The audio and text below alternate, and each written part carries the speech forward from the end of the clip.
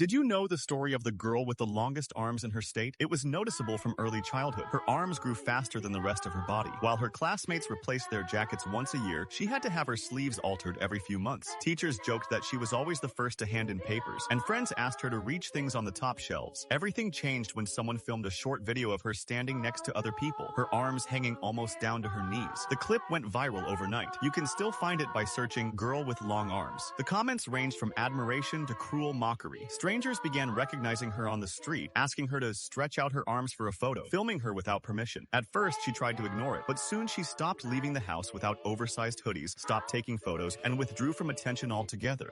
People were simply too cruel.